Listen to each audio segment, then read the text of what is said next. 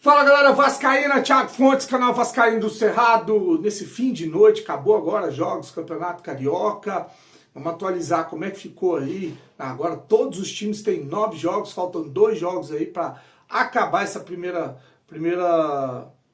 turno do Campeonato Carioca, que seria a Taça Rio e as vagas para as semifinais, né? Vamos falar dessa repercussão do dia hoje com relação a mais uma frustração no mercado da bola, né, para o Vasco, para o vascaíno, obviamente. Antes, só pedir a moral, deixa o joinha, deixa o like, se inscreve no canal, que é importante para ele continuar sendo indicado no YouTube. Ativa o sininho, comenta, compartilha, faz tudo aí que você costuma fazer para me dar uma força, valeu? Bom, aquela partida atrasada entre Urubu e Botafogo, ela aconteceu agora há pouco, mais uma vitória do Flamengo em cima do Botafogo, agora por 1-0, né? E olha, no começo do jogo aconteceu uma parada, botei lá até no Instagram, Vascaíno do Cerrado, vou mostrar aqui pra vocês.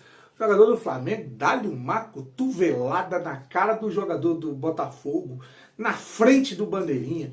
E o VAR sequer chamou para o juiz ir lá para tipo assim, olha, tem uma cotovelada. Se é para cartão, eu já não sei. Vem aqui para dar uma analisada, porque tem uma cotovelada. Não, é o Flamengo, gente. Aí nem chamou. É por isso que o bunda de silicone, né, o Gabriel Barbosa, lá em Minas, está tendo muita dificuldade com a adaptação. Deu uma cotovelada no clássico, achou que estava com a camisa do Flamengo, foi expulso.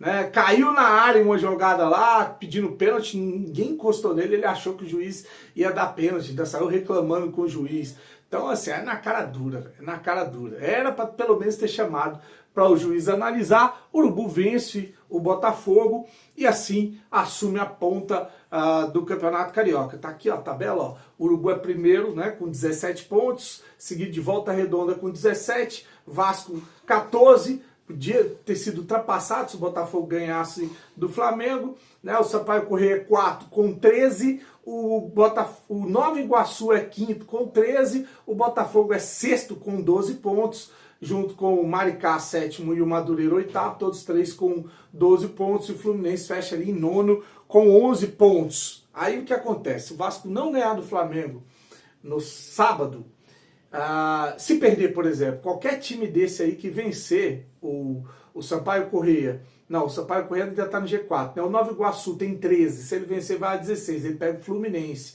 Aí, se o Nova Iguaçu perde, o Fluminense vence, o Fluminense tem 11, 11 vai a 14, empata com o Vasco, aí que vai desempatar é saldo de gol. O Botafogo tem 12, se ganha do Boa Vista vai a 15, passa o Vasco. O Maricá tem 12, se ganha da Portuguesa vai a 15, passa o Vasco. O Madureira pega o Bangu, Lanterna, se ganha do Bangu vai a 15, passa o Vasco. Então, cara, se o Vasco não vence o Flamengo, ele será ultrapassado no G4. Provavelmente estará de fora e tem que ganhar do Botafogo para pensar em se classificar. E aí tem que torcer para ver como é que vai ficar essa última rodada do Campeonato Carioca. Tá aí. Então todos os times com 9 jogos, faltando 2 para acabar o Campeonato Carioca. Para finalizar esse vídeo, vamos falar dessa polêmica envolvendo aí o negócio com o Rony, né? Saiu primeiro na Sport TV, que agitou aí os grupos de WhatsApp, internet, rede social, enfim. Primeiro uma jornalista do Sport TV parou tudo para dizer o seguinte, olha, o Palmeiras tinha um acerto encaminhado com o Atlético Mineiro, mas o Vasco fez uma proposta maior do que a proposta do Atlético Mineiro. Aí pronto, aí diz que o negócio, que o Rony e o empresário do Rony queriam fechar com o Vasco, a staff do Rony achou mais interessante a proposta do Vasco da Gama, aí ficou aquela parada toda, muita gente achando que o Vasco ia dar um chapéu no Atlético Mineiro, aí o Palmeiras tinha um acordo com o Atlético, mas o Rony não tinha um acordo com o Atlético, o que ia prevalecer era a vontade do jogador, os pais dele são vascaínos, ele queria ir para o Vasco. Tem também, que foi falado, né, que no Vasco ele ia chegar para ser titular, e eu não duvido disso, porque a gente não tem atacante, né? No Vasco ele ia chegar para ser titular, até falaram em um salário de R$1,5 milhão que o Vasco ofereceu para ele, né?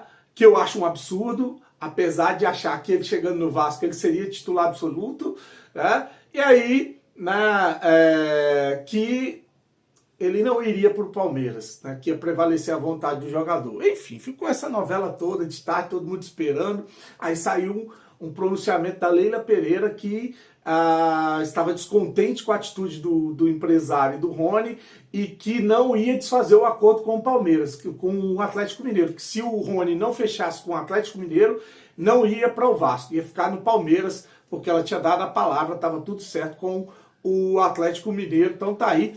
Foi o que aconteceu de tarde, né? Aí pronto, não saiu mais notícia, até que depois do jogo do Atlético Mineiro, de noite, que o Atlético venceu 3-0, se classificou aí para as semifinais do Campeonato Mineiro.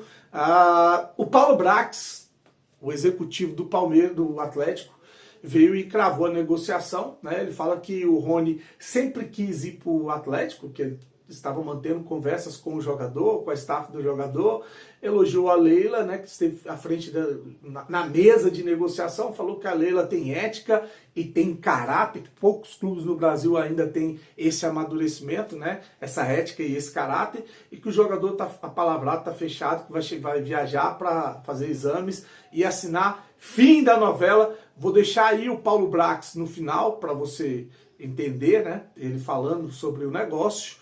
Eu só quero fazer aqui, né, um comentário que é o seguinte: fiz uma publicação lá no Instagram, e aí onde eu mostro o Pedrinho usando, né, o dono da Crefisa, né, o Crefiso, né, e ele usou vários vídeos com o dono da Crefisa, com a Leila Pereira, dizendo que tinha uma amizade com eles, foi lá no estádio, isso nas eleições, né, que eles iam ajudar o Vasco, ia comprar o name right, usou todo esse papo nas eleições, e agora a gente está vendo que não tem esse negócio de amizade, negócio é negócio, amizade é a parte, não tem nada a ver com o Palmeiras, tá? O Palmeiras fez o que ele achou correto. O problema é o Vasco, porque a sensação que eu tenho é que o Pedrinho correu para fazer todas essas negociações no final, quando não tinha mais o que fazer.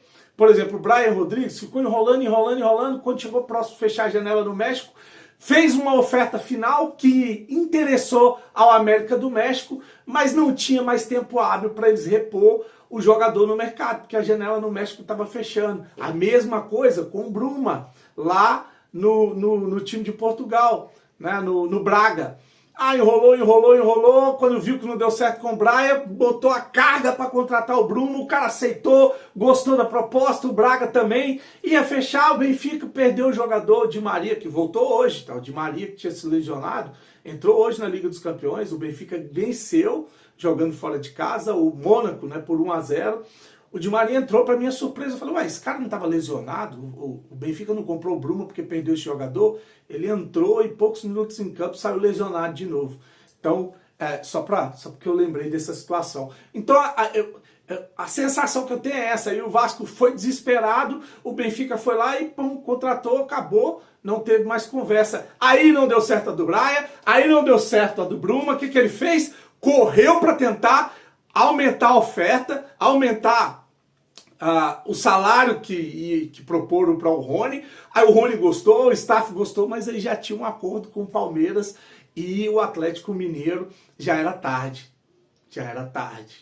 Então a sensação que eu tenho é essa, deixaram muito para a última hora, para fazer as ofertas mesmo, as propostas que iam garantir as negociações, e elas foram caindo uma por uma. Então assim, não conseguiu o Wanderson lá do Internacional, não conseguiu o Brian, não conseguiu o Bruma, não conseguiu o Rony, não conseguiu nenhum atacante. Estão falando um atacante agora, Fabinho, acho que é Fabinho, do América Mineiro. Aí daqui a pouco também alguém atravessa e leva o Fabinho do América e eles vão vir aqui no Samambaia, em Brasília, aqui onde eu moro, para contratar um atacante, um ponta, porque não tem condição, filho. É muito, mas é muito amadorismo e é muita incompetência, mesmo com dinheiro, viu? O problema não é dinheiro, não. O problema é incompetência mesmo. Vou deixar o Paulo Brax aí. Curte, se inscreve no canal, desejar para você uma noite abençoada. Tá! Antes de esquecer, antes do Paulo Brax, só dizer o seguinte, saiu a lista, né, com os jogos do Vasco no Campeonato Brasileiro. Cara, é assustador. Campeonato Brasileiro, você vai pegar time da elite, não tem para onde correr. Você não vai pegar Madureira, você não vai pegar Portuguesa, você não vai pegar Sampaio Corrêa. E aí o primeiro jogo do Vasco é logo contra o Santos, acabou de tomar fumo do Corinthians, 2-1.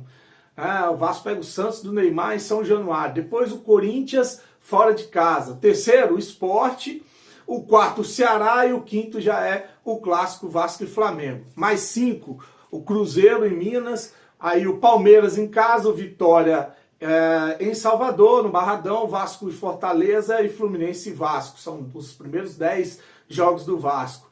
Aí mais 5, Vasco e Bragantino, São Paulo e Vasco, Vasco e Botafogo, Juventude e Vasco, Vasco e Grêmio. E os últimos jogos, 4, né, para fechar os 19 do primeiro turno, o Vasco pega o Bahia, o Inter fora, em casa, o Inter fora, o Mirassol fora e encerra contra o Atlético Mineiro em casa. Tá aí a tabela do Vasco no Campeonato Brasileiro. Deus tem de piedade de nós, tá? Curte, se inscreve no canal, fique com Deus e saudações vascaínas. Que era natural? É o assunto do Rony. Atlético e Palmeiras fecharam um acordo ontem pela contratação do atleta Rony para nós. E a gente também teve o de acordo do jogador. E no dia de hoje a gente começou a troca de minutas.